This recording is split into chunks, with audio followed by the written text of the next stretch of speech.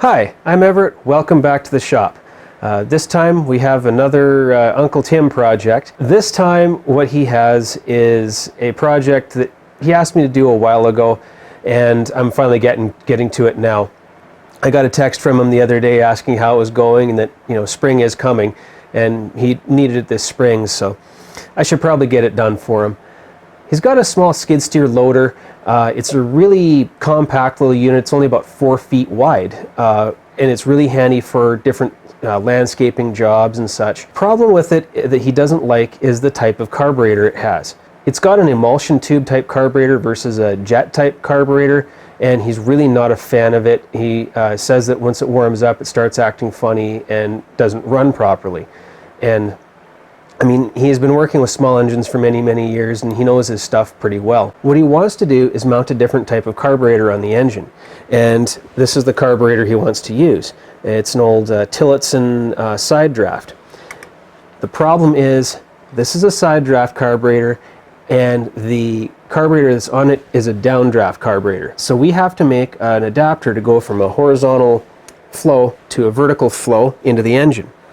What's nice is right now little man is down for a nap. He hasn't been feeling well lately, so this morning has been kind of interesting because of I spent a good chunk of this morning with him crawling all over me and laying his head on my shoulder and screaming into my ear. So it's kind of nice to have some quiet time in the shop, let me tell you. So we'll start making the flanges and go from there. So what I've done is I've taken the piece of stock here. I've already put the layout blue on it. Figured you probably didn't want to watch me do that and watch paint dry, as it were.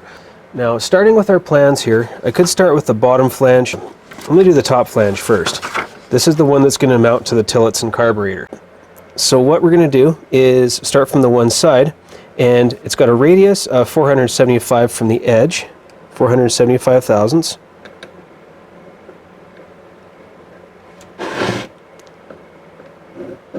Now, because the thing is, seeing as it's going to be a radius, I can bring it right up to this corner. Now, the other thing is, again, the other end is, because it's symmetrical, it'll be 475 there, but we have a 2" 95 between the bolt holes. So, if I go roughly 3 inches up, that at least gets me in the right neighborhood to make a line there. And then if we center punch here, right in the middle, and then 2" 95, 2.95,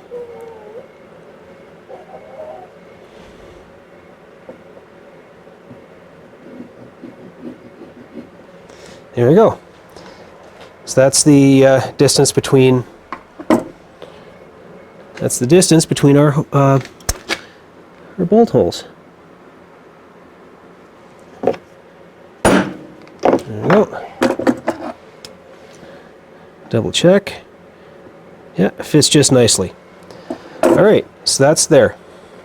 Now what we can do is we can run a line through the center, which will be center line of our part. And now midpoint through there is where our center hole is. I just set up another camera here because I realize it's kind of hard to see in the other frame. So we have the center line through the part, we have the center points of both bolt holes, and what we need to do now is set our digital calipers to 1" 475 from both sides. It comes to the same spot pretty much. So that point there gets a nice little center punch. Now for the ends here, I'm going to cheat. Should be reasonably easy because it's a 4.75, and I've already measured to the edges on both sides. There. So we have those marked. Now for the center, we need to mark 3 radii. One is a diameter of 1.64, which gives us 820 thousandths. There we go. Wow, talk about that's just screwed up.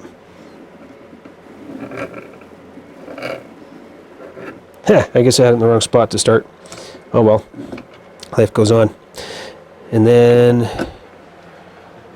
the other one's 1.8, which comes out to 0.9 is what we need. Okay, 900 thousandths.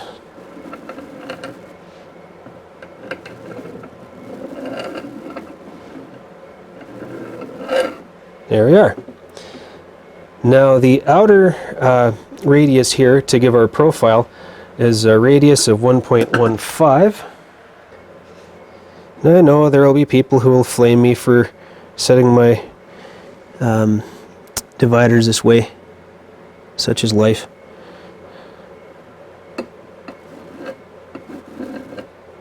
We only need that and that.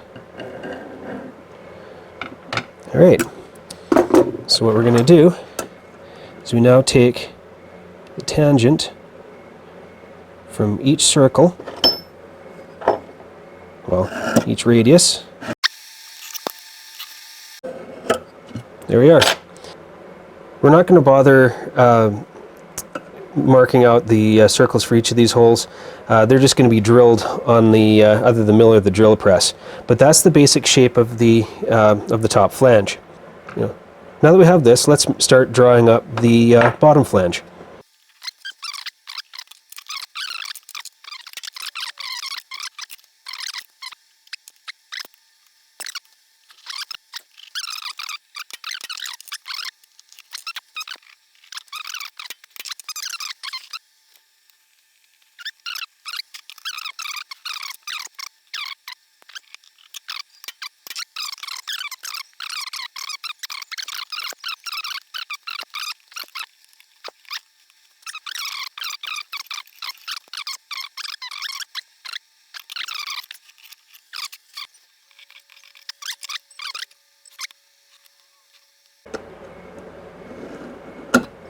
There we go. That's for the bottom flange that goes onto the engine. That's for the top flange that'll accept the new carburetor. So I think what we're going to do is we'll drill the holes first, then we'll cut the rough sizes, and then use the mill to clean up the outer edges. Well, while I was digging around between moving stuff around here to get over to the mill, I found the pencil rubbing that he did of the carburetor flange that was on the engine. And as you can see, this is how I determined that the center line of the two different sets of holes were offset. So anyway, just so you see where I came from with my measurements. Again, if it's not to the thousandth, we'll be okay. With within 10 or 15, I'm sure we'll be fine. What I've done, and I'll just pull it out here for a moment, I'm just going to use this piece of cold rolled stock as a parallel to set this piece on. Reason being is if I use the parallel like this, it gets way too close to the hole, and yeah, it's going to hit my parallel and chew it up. Again, it's not that I don't care about precision, it's just sometimes it's good enough. What we need to do is we'll locate the center of each of the holes, and then we'll drill them to size. The big flange here, these have to be 3/8. These ones here, they have to be, roughly 415 thousandths-ish, which 413 is close, so we'll use a letter Z drill.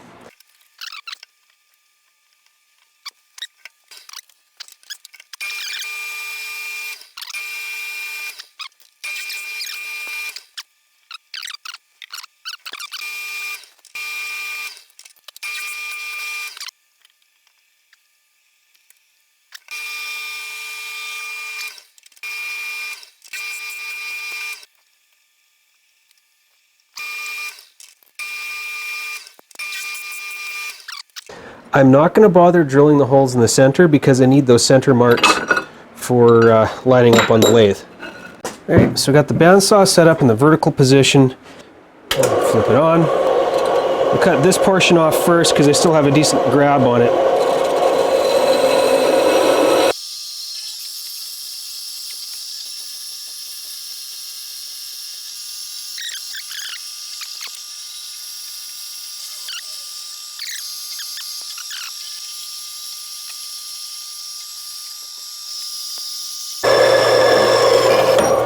There we go.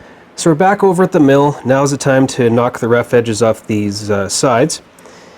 And to do that, it's really not going to be super high tech. Again, the exterior dimensions of these are not held to a super high tolerance. It's, you know, it's a gasket flange is what it is. The business portion of it is less concerned with the outside dimensions, at least on this part. So what I'm going to do is I'm just going to use a piece of high-speed steel, tool blank, as a visual parallel, and adjust the line so it's the same all the way along, just touching the line. Let's take the high spots off first.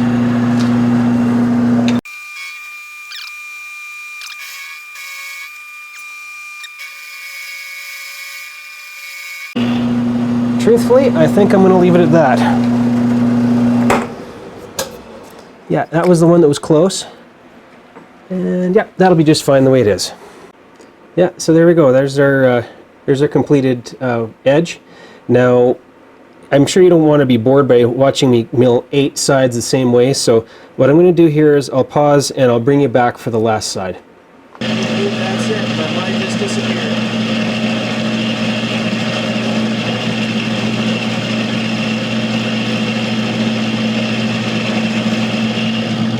Yep, there you go. Mine just disappeared.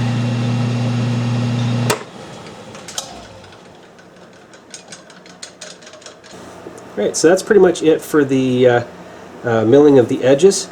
The ends I'm just going to do on the I'm just going to do that on the grinder and finish up on the belt sander.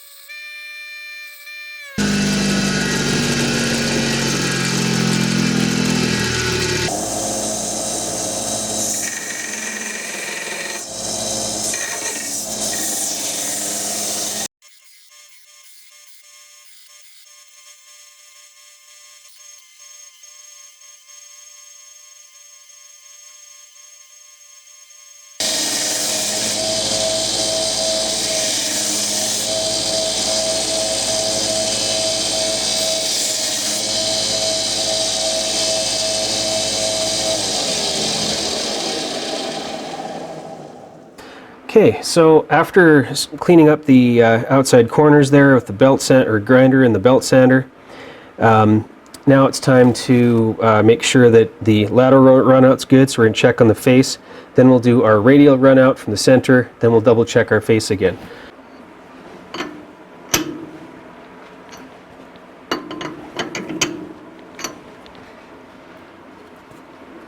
I'm less than a thou. Good enough. For the purposes that we need to cut this plate, yeah, within a thou is plenty, good enough. After a little bit of tweaking, I'm finding I have in the neighborhood about a thou and a half-ish on the face, which for the purposes of this tool will be plenty acceptable. So next step is to center drill it and then drill it out to the point where we can get a boring bar in.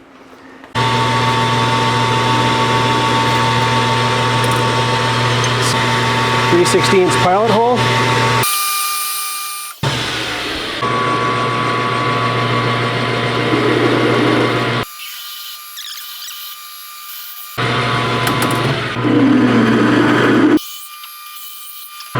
Five-eighths. I'm going to take this out to 1 inch. That way I can get my big boring bar in it.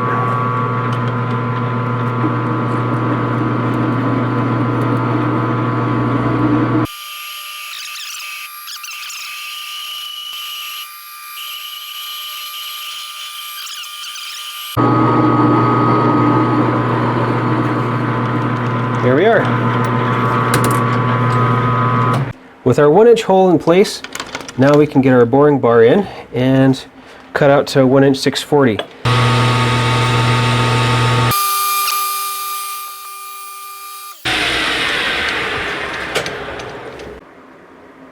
Okay. We're 642. Okay, we're about 2 thou over, but that's okay. For this purpose, that'll be just fine. Now, what you need to do is take a step in by 100 thousandths and come out to 1.8.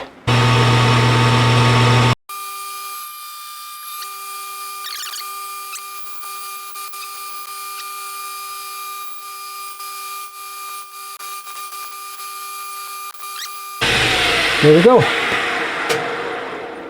That should be our little counter bore. 5 thou over, but that's okay. This counter bore is simply there to allow a recess for the end of the pipe that's going to get welded in here. Give or take 103, 104 thousandths. So this is all going to get melted as it welds anyway, so that is just fine.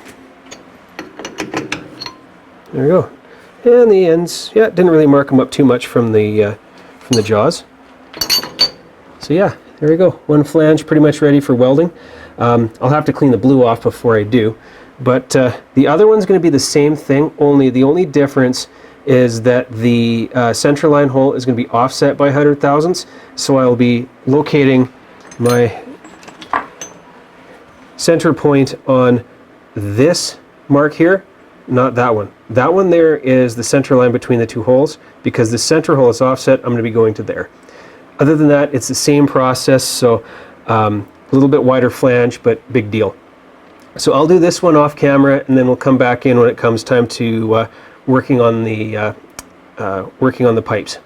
What I also need before I start cutting this pipe are indexing lines on both sides of the pipe. Now, I'm going to cheat a little bit in that this pipe will not be, well, it's not really perfectly cylindrical to begin with, but I'm going to put 2 slightly small flat spots on either side. What that'll do is it'll scratch through the paint and give me a nice shiny spot in order to be able to index the different pieces of pie cut pipe that need to be welded together, but it also provides me an index for where I need to cut them. So what I've done is I've already found the back side of the jaw here, moved exactly the width of half the width of the pipe to the middle. So my quill is now on the center line of the pipe. I'm just going to take a thin buzz along here and then do a thin or short plunge on the end so that I have 2 index marks to flip the pipe. Touch off.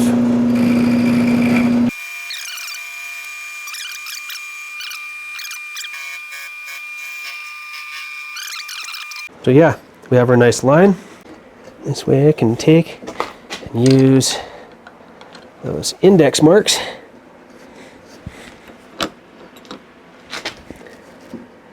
And actually just line them right up with the end mill. Yeah, feel where it sort of pops into place there. For our purposes on this adapter we're making, that will be close enough.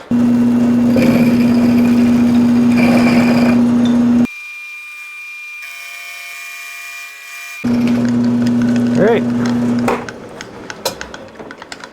I seriously don't think taking 7 or 8 thou off of either side just for a scratch pass is really going to cause an issue with structure. One of the nice things is being set up at 15 degrees here. 4 inches is good enough. We'll take a bit off the end. One of the nice things about setting up like this, to do my pie cut sections, all I have to do is flip the pipe over. So make sure that's tight.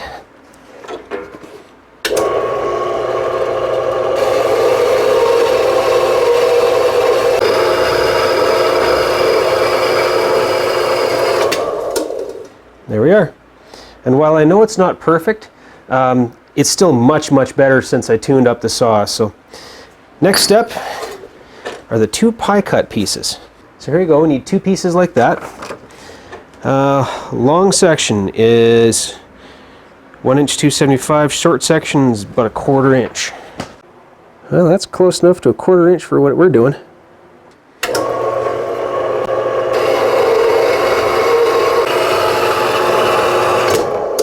Okay, there we go. Time for the next pie cut.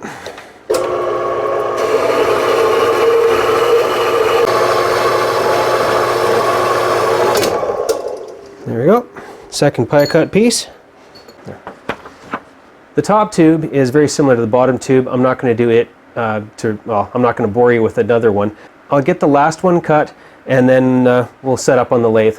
We're going to end it right here for part 1. It may be a bit of a simple part, but there are a lot of operations going into making this thing come together nicely. So thanks for watching, thanks for subscribing, and we'll see you all next time for part 2.